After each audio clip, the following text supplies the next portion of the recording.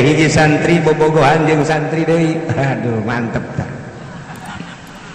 Bobogohannya nah, itu santri mah jeung santri deui mah nya santri jeung si Mbak.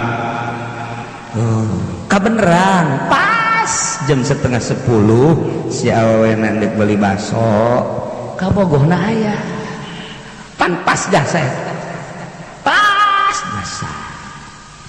Barang disapa di tengah jalan yang orang ngobrol sakedel itu. Atuh dasar sasarua bogoh atuh siap. Itu santri tinggal santri ke santri ke jelema ieu. Lain monyetnya nage atuh.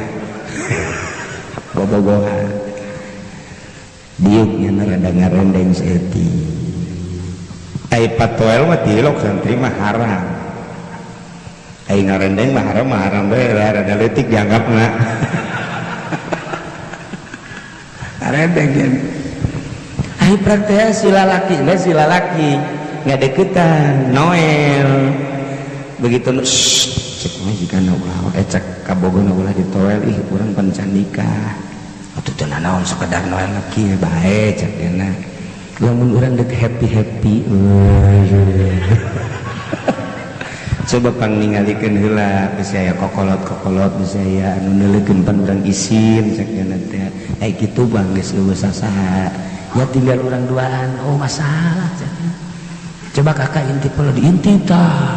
Ku sila lakina teh santri kene, santri urang sagama emang kitu ieu.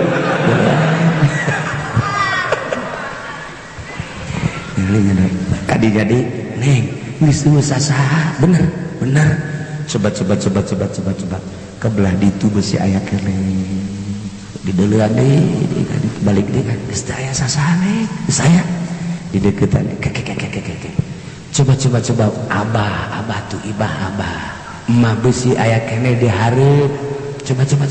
ditempo neng geus nutup malah mah geus nutup geus teu aya sasaha. Deket si santri dia begitu dicekel pundakna cek awawena coba Allah geus hees tancar atuh si lalakina ngejak ye cek santri lalakina atuh Allah mah la takhudhu sinatu wala naum atuh haju ngadaalul panjana di dunya Allah mah tilok nunutan tilok es atuh aya teu nunutan teu es mah urang dideuleukeun bae cek si nengna atuh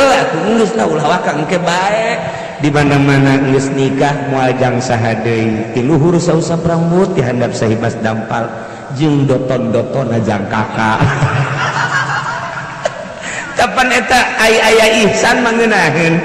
aman sakitu geus duduaan manusia sekitar geus eueuh tokoh geus eueuh nu ronda geus eueuh dideuleun nung bapana geus sare geus teu kumaha deui tinggal duaan doang lantaran di jero dadana aya ihsanan nyana pan ngomong Allah geus hees tancang atuh ngageter santri mah dikitukeun tapi aya si emas mah moal muncak si neng teh mas jangan dulu emang kenapa Tuhan coba udah tidur apa belum wah inget Tuhan lagi begini inget Tuhan mending inget hantu aja aya ihsanan moal jadi pengaman di jero hati aya ihsan mah numantak dina irsyad teh dina irsyad aya dongeng kieu aya hiji awewe ngaranna Siti Malika waduh tah mah geus anggeus tah mah geulis geus pokona hese tah mah irungna mancung bulu matana bentik masyaallah pipina ngadaun seureuh ceulina rangcung pohara jasa tamah lenggi sakumaha biola aduh bitisna ngabuah jantung kurang dia mapan ngabuah nangka mah lulu bang saware ieu mah geulis jasa ngan hargana teu kurang ti asyarati alafi dirham 10.000 dirham mahal jadi nyana teh WTS wanita tuna susila eta bahasa orang Jakarta bahasa orang dieu mah dongdot bahasa belah itu belah Bandung perek ngaranna bahasa nu kuari keur ngeteren mah jablay jadi WTS dongdot jablay alfazun mutaradifatun bimaknan wahid cak santri mah eta kene aya hiji santri ustad eta kabung bulengan Siti Malikah teh ku geulis amat si budak tandingna aing mah hayang jasa ngasaan hees jeung nyana ngan tarifna 10.000 dirham geus aing mah dek dagang heula dek mencari heula geus aya pokona aing sanajan sapeuting kudu hees jeung nyana dikersakeun deui menang tah harga 10.000 datang ka dinya tok siapa saya ini Abid iya bawa uang berapa sesuai tarif kalau sesuai tarif udah tenang dibukakan pintu terbuka buat yang bawa uang 10 dirham 1.000 dirham 10.000 dirham asup si santri ka jero ustad teh nulu kagelisan geus pohara jasa kunci lawang geus beres kunci lawang ngobrol sanesna ngobrol langsung dibuka bajuna si ustad ge dipangbukakeun bajuna deui baju kaosna dibukakeun beres nyana ge BH-na dibuka wah gunungna geus kadeuleuh aduh tinggal androkna ge dipurosotkeun tinggal nu hijina sanajan kikituan ke modal haji sadar mengesuhna naonan terus kolot gitu tinggal hayangna doang hak bae sekali naik pae nafsu besar tenaga kurang nah tinggal sempakna doang salak lalakina dibuka nyana dibuka nyana geus ngadangkak di luhur kasur sini Abid kita senang-senang kita happy begitu dipeluk ku awewe na teh eta kesangat kus gegeter-geter cek Siti Malikah asana tinimiti jadi WTS kakarak manggih lalaki dipeluk ngageter kieu ujung kesangan kieu dinasehatan ku nyana tenang bae emang kunaon abdi sieun moal aya sasaha sieun ka saha geus terkenal Siti Malikah mah di mamana ge kasihan geus tenang bae diusapan terus begitu dipeluk beuki ngageter sakumaha nu nirisan kaget Siti Malikah teh ditanya emang kunaon sih bisa ngageter aja kesangan kieu pan ieu geus sejak meureun mantan kieu kula geus sejak ka dieu sanggeus sejak undang neangan duit teh geus sababaraha bulan makana kok bisa jadi kieu tapi tiba-tiba kula sieun ka Allah sieun ka Allah asal didoleukeun ku Gusti Allah meureunangan ngeunah nama hanya sababar menit atau nguruskeun sajam 2 jam tapi engke di jero kubur bakal dikumahakeun jelema nu zina eta kula boga sieun kitu tah geus kula mah duit na malos bae cokot teh mah sedekah bae ngan kula mah deuk balik bae madu sedekah ka WTS mantep jasa aturan mah dikamasjidkeun sagak kuduna mah ieu mah sedekah ih cek kira-kira engke heula teu geunaheun dikitukeun mah kula mah kajian kuku mah geus nanya bae ieu nu mantak kieu kunaon sieun ka Gusti Allah lantaran Allah mah teu pernah nundutan teu pernah sare tetep kula dideuleukkeun bae nang ibadah sababaraha taun mah nya kudu hancur ku sababaraha menit sababaraha jam moal kula mah kajian kuku mah ge adapun duit nang sejajang neng mangga bae waduh cek manehna asana can pernah manggih lalaki model kieu kok ieu mah jadi kieu bae kula mah minta alamatna kula deuk nuturkeun tetep mun kula jadi pemajikan kakak daek tante ih nanaonan boga pemajikan WTS loba keneh santriwati ge henteu kula mah ieu mah deuk mengabdikeun diri bae tah mun deuk kawin deui jeung nu sejen teu nanaon kula mah deuk jadi nu kadua nu katilu nu kaopat masalah geus kula mah yang dididik bae mah ridho jasa tah mah misalna kula deuk di naon kitu ngaranna deuk di naon kitu digilir 2 poe sakali 3 poe sakali 4 poe sakali kula mah geus ridho ben penting mah hayang jadi pamajikan minta pangbimbingkeun deui lamun daek kula dibukakeun lawang lamun teu daek moal kula lantaran nyalametkeun awak geus pokona mah teu naon minta alamat dibere alamat balik si santri datang ka imam mandi sanggeusna mandi terus salat tobat ka Gusti Allah tobat terus tobat izin jasa ka Gusti Allah. Masya Allah masih keneh disalamatkeun. Aya ihsanan mah salamet bae. Tapi pan kuari mah boro-boro ala kehejo. Ustad ge loba nu kajadian boga anak di luar nikah bloon jasa ustad. Ustad. Tapi lain di dieu mah ya hiji doang lah. Ieu teu beres ya kuari alam. Masya Allah karim. Ihsan mah cilaka. Akhirnya Siti Malika neangan, begitu neangan kapangi, begitu kapangi si Abid dia kaget nah embungnya nanti kawin dengan Siti Malika mirisan deui mirisan pinsan pae harita keneh diurusan sangeusna diurusan cek Siti Malika ngadongengkeun ti awal tepikeun ka eta beres dongeng pulang memual balik besi boga dulur kumu adina kulah yang ditikah demi cinta kaki Abid tetap kulah maka jen ditikah ku adina ge masalah aya cenah adina ngan miskin biasa masalah lah cenah nyana jang geus kebal kula sugih bae bae hayangnya coba kawin jeung miskin cek tah mun aya awewe kos kitu mantep nekat tah mun aya awewe geulis sugih kemudian nekat kawin jeung miskin mantep eta sebenarnya ulah saya saja sadar gede ke dia sebenarnya itu tah kesimpulan lama dikawin nah iya aya ihsan Masya Allah lamun urang nyaritakeun jelema nu bisa ngajaga mata bae hiji salamet baheula zaman Kangjeng Nabi Musa teh di Israel kali Bani Israel loba kuari anu ziarah ka Israel ka ditu kamari mah kula kakarek datang ka Iran jadi tujuh sejarah katusi ke makom itu Imam Ghazali Masya Allah kuari lamun ngaji Ihya ngaji Minhajul Abidin kabayang makom Imam Ghazali nah iya mah ke Israel ini aya makom Kangjeng Nabi Musa di Hebron tah baheula Kangjeng Nabi Musa kungsi kohtu teh paila masyarakat orang Bani Israel demo kabeh ka Kangjeng Nabi Musa titah istisqa akhirnya diizinan ku Gusti Allah istisqa cek Kangjeng Nabi Musa ukhruju ilal jabal yu urang ka gunung urang istisqa di gunung berangkat kabeh ka gunung ngan cek Kangjeng Nabi Musa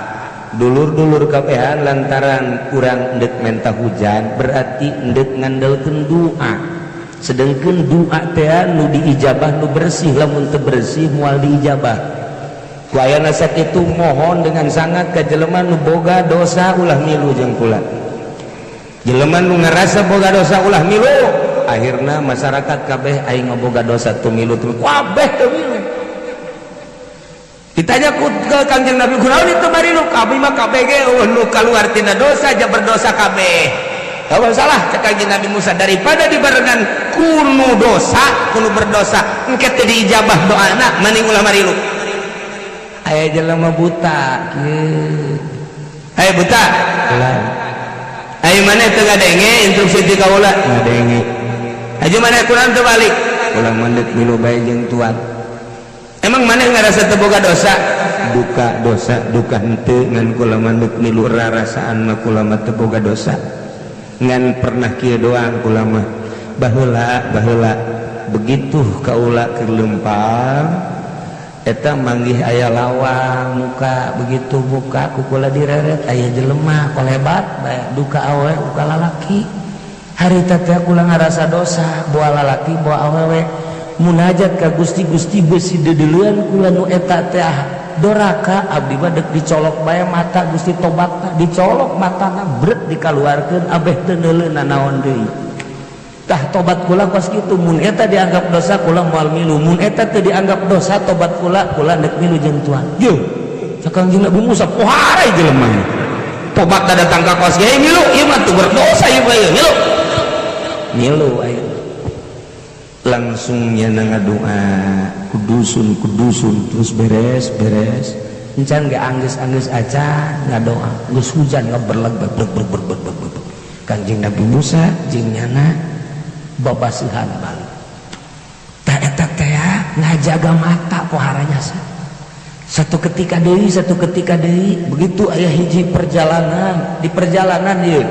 kaum pedagang begitu keur leumpang aya mau guralak jasa mau teu beunang aya nu ngaliwat dicaplok bae ku mau eta mah asal aya nu ngaliwat budak pemuda caplok bae aya nu ngaliwat deui awewe caplok bae aya nu ngaliwat deui kadinya calon lurah dicaplok teh modal geus banding di podaran habak mau kos kana itu ieu podaran kabeh dileg-leg bae ku mau kabeh bingung ieu urang neuk liwatna kumaha ieu waduh aya tah nu nanya dulur kira-kira saha ieu seorang lalaki anu mawa pedang geus urang gelutan ku pedang malah ajeun ku kumaha ge menya teu paeh aya nu ngajawab aya nu mawa pedang meureun nyaho aya nyaho eueuh lalaki ngan henteu kudu ku lalaki asana di luhur onta di jero sakeduk aya seorang wanita asana cukup ku awewe eta ge boga amat teu kudu ku lalaki cukup asana ku awewe eta bae ge coba ge awewe eta mah ahli ibadah ka Gusti Allah coba datang ta ka awewe ya bunayatu he wanita unzuli coba turun aya naon cuk manehna dihareup aya macan setiap anu liwat kabeh dileg-leg ieu ge calon lurah geus dileg-legan kabeh paraeh kabeh cek awewe atuh calon lurah mah kajeun kana malodar ieu suka nu kikituana desa sanu mingpin atuh kenyeun KTP hese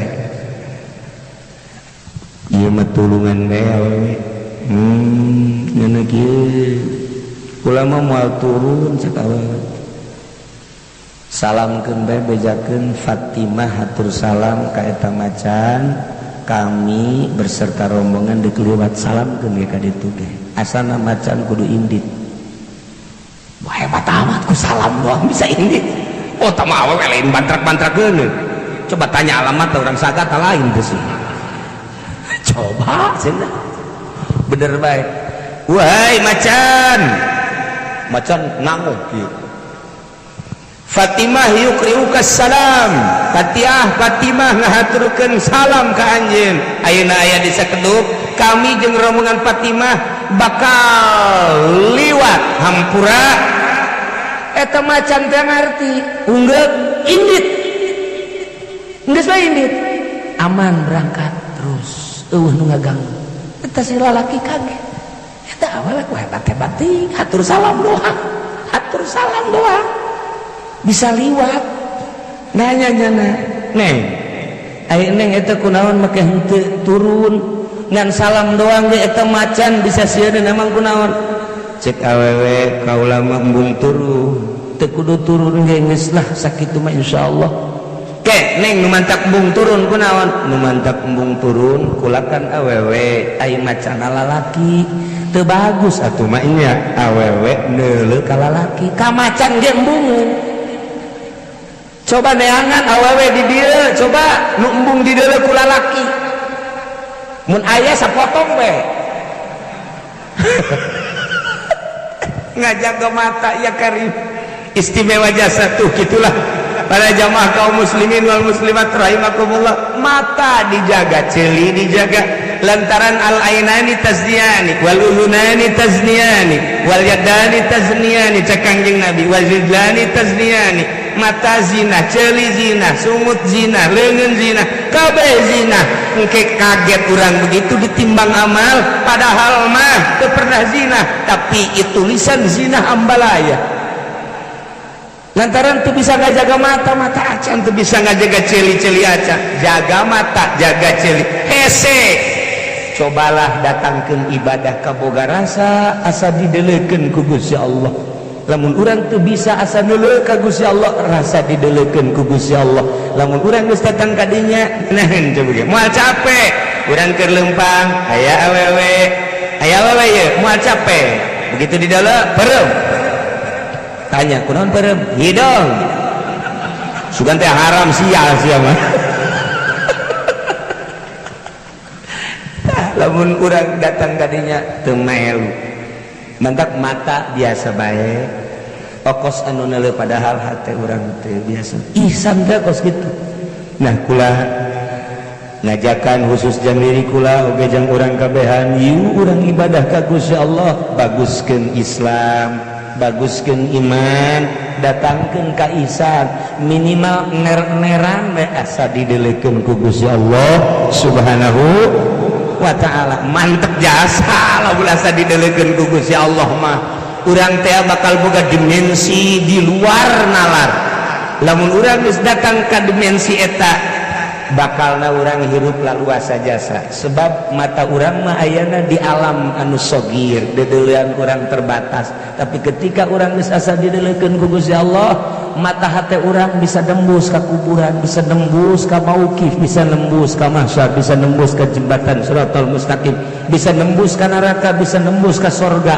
bisa aya rasa sieun ka Gusti Allah iyalah lamun urang geus datang ka dinya nikmat di mana atuh kiai eta teh belajarna sugan aya di SD moal aya di SD di SMP moal aya SMA moal aya kuliah cenah jauh di mana tuh aya ge di pondok pesantren ngaji heula nu rapi syariatna imanna dirapihkeun ilmu kalangna kabelah dituna eusian di jero hate urang ku inget ka Gusti Allah engke ge ner-nera lamun urang geus boga rasa nikmat ibadah sorangan geus aya tinggal sakitu bae di loba jelema urang biasa baik tapi ketika keur sorangan nikmat akal urang bakalna leuwih tibatan nu sejen sebab akal teh aya akal jasmani aya akal ruhani kabelah ditu nama aya akal imani aya akal ihsani lamun urang ke ngaji torekat mah kos kitu akal jasmani aya akal islami aya akal imani aya akal ihsani panjang urang mundongeng akal teh gitu di antara anu loba akalna hewan mah kancil eta kancil teh sanajan leutik tapi akalna nya nama di luar nalar boro-boro sasa mau ge eleh nah saeutik deui kula sok dongeng kancil teh aya hiji hewan rajana ngaranna rajana kan maung tak eta maung teh ngadaharan hewan nu sejen ba akhirna hewan-hewan musyawarah cek hewan-hewan teh urang ieu unggal poe di daharan bae ngan ngadaharna ngacak kuari mah kieu bae lah urang subuhan bae sapoe hiji abeh teu ngacak ku ayana sakitu engke kurang dikocok saha nu kaluar eta dibagikeun eta nu kaluar eta dibikeun setuju teu setuju musyawarah jeung maung kuari mah barang daharna ulah ngacak kami geus ngayakeun permusyawaratan jadi tiap-tiap poe ku kami dikocok eta nu kaluar jadi santapan ente sebagai raja di leuweung ieu setuju ya aing geus musyawarah mah cek mau enggak masalah kami mah nu penting aya dahareun kitu bae geus sapoe blek embe dikeun alhamdulillah cek mau poe esuk blek aya deui kotok pan mana leutik atuh kaluarna kotok oh iya geus masalah teh kotok isuk di Persib blek aduh leutik deui wae cek kana ieu nu kaluar berdasarkan permusyawarahan seperti ieu oh iya geus masalah begitu dak isukna eneng ieu mah rada gede ya gatnyana mantep sebeuh ieu mah barang hari kaopat bek kancil mana ieu kena giliran oh no problem cek kancil tuh siapa aja kana tuh jatuh kurang madu geus nasib beureunan waduh mantap jasa meureun kancil ngaji nyahokan nasib sagala ya siap datang waalaikumsalam kancil aja mana jadi santapan pak ieu ngan hampura cek ngana kunaon aya nu ngahina ka ente ngahina satu nu ngahinana kancil kene kamari ngomong jeung kaula lah raja siga di raja-raja kos kitu bae ge dihormat maning urang bunuh cak mau mana kancilna aya di ditu nu bener sia hayu kukula dituduhkeun hayu daripada ngadahal kula mendingan itu heula cek dina teangan engke lamun kapangi itu hakan kula ge hakan jadi dua poin ieu mantep oge pikiran sia oh tuh kula teh ayo geus moal kudu ngarugikeun cek nya ayo tuh ayo hayang babari cek jana teh kula numpak di luhur ayo boleh guys naik jana di luhur singa cek kancil cek wae tuh mau nggak ditumpakan bae ku kancil mah kemana ya kawer kenca kemana ya atuh kemana ya lurus nyana orang kerenangan sumur kancil teh asana belah ditu aya sumur tak cek kan bos kenca aduh lurus inget jana aya sumur di mana ya tah setik deui barang setik deui iya tuh sakjana teh neuleuh ka caipan di jero tuh kancilna tuh padahal mah bayangan di luhur teh antapara deui eta si maung teh ngubruskeun maneh budak maksudna ngudak eta kancil mah ngaluncat teh podar sia bener bae ka jero bae atuh maung cek kancil teh tuh aing dilawan saya takut gitu orang jadi kiai kudu jadi kancil jadi ustad kudu jadi kancil ulah bisa dibawa ku calon bururah lah eta mah kiai murahan nu kos kitu mah tuh ulah duitna mah cokot bae man milu lah kiai belon mah kos kitu urang hayukeun kepala desa lantaran desa ge mun eueuh nu mimpin cilaka sebab dina kitab Ihya kudu aya pemimpin sekup RT, sekup RW, sekup desa, sekup kecamatan, sekup kabupaten, sekup negara. Eueuh pamimpin dorah kakabehan ngan carana hiji ulah ngagunakeun duit sebab duit anu disawerkeun haram nyawerna haram narimana. Sebagai kiai ngadoakeun mana nu terbaik etalah nu jang mimpin adapun nyana mere andai kata merena leutik ulah ditarik saruana teh kiai blon ulah ditarik wah haram nya kuat apa henteu kula tahadus bini mah kula mah tahadus bini mah di zaman Megawati samiliar datang ieu keur tahadus bini teu kabita dihitung-hitung datang ke kuari teh geus aya 9 miliar mun ditarima cak aja sopa lain dikeun ka aing lumayan bae cenah sia deui nanaonan atuh ulah Pak Ismet ge lain teu mere 2 kali 500 juta 500 teh diterima 500 teh teh ulah henteu bae mentek sapira ukuranna dahar nginum ibadah dahar teu pernah kurang minum mentelok pernah kurang ibadah masih teger kene duit dukos itu jangan naon loba contohna dibangunkeun ku Golkar ngejegir majelis taklim jeung pondok pesantren santri ambalaya barali pangajian mingguanana barali eta geus jadikeun contoh nu mantap ulama dipake kagerget bae ku pemerintah jeung ku kiai selalu ngomong kos kitu henteu kumaha deui atuh urang ngomong kitu kabehan agama teu kumaha ieu bisa baraha dimensi geus sabaraha tahun di zaman bapak kolot urang bapak urang datang ka kuari hancur ku Golkar hancur ku partai lain di Tangerang bae kula cicing di Ciamis kula cicing di Tasik kula cicing di Garut di Bandung kemudian di Bogor terutama di Tangerang teu kudu dicaritakeun kiai-kiaina kabita ku sumbangan pemerintah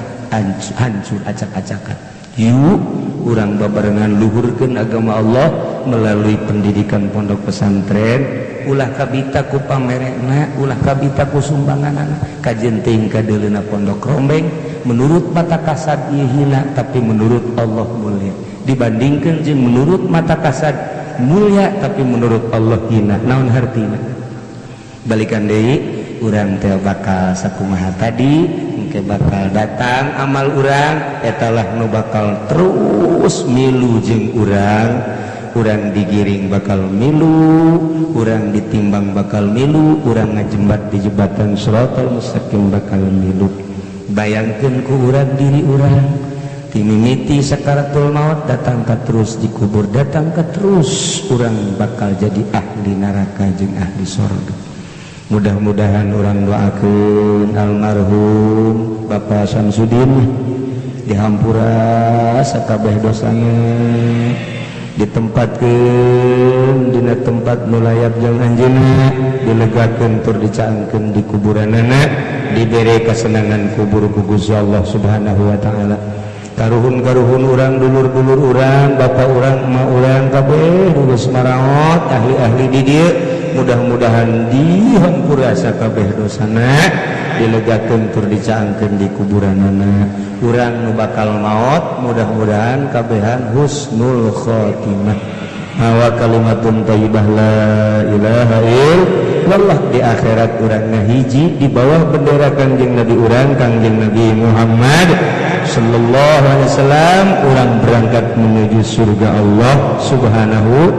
wa ta'ala. Sakitu bae anak kada dihatur tisim kuring hapunten tina samudaya kalepatan sareng kakiranganna. Urang ngadoa Allahumma sholli wa sallim ala sayyidina Muhammadin fil awwalin wal akhirin wa barik wa sallim wa radhiyallahu ta'ala an sadatina ashabi sayyidina Rasulillah ajma'in. Amin ya Allah ya rabbal alamin. Allahumma ighfir lahu warhamhu wa'afihi wa'fu anhu wa akrim nuzulahu wa wasi' madkhalahu wa abdilhu daran khairan min darihi wa zawjan khairan min zawjihi. Allahumma iftah lana ya Allah abwabal barakah. Allahumma iftah lana ya Allah abwabal ilmi. Allahumma iftah lana ya Allah abwabal rizqi. Allahumma iftah lana ya Allah abwabal fahmi. Allahumma arham ummat sayyidina Muhammad. Allahumma ajbir ummat sayyidina Muhammad. Allahumma iftah abwabas. Allahumma arham ummat sayyidina Muhammad. Allahumma ajbir ummat sayyidina Muhammad. Allahumma farijan ummat sayyidina Muhammadin sallallahu alaihi wasallam.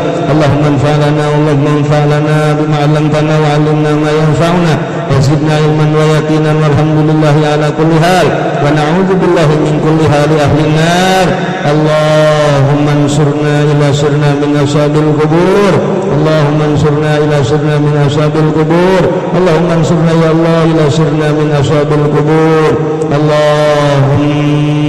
khtim lana bis sa'adah. Allahumma khtim lana bi khatamis sa'adah. Allahumma khtim lana ya Allah bi khatamis sa'adah. Allahumma ya Allah Rabbana taqabbal minna innaka antas samiul alim wa tub alaina innaka antat tawwabur rahim.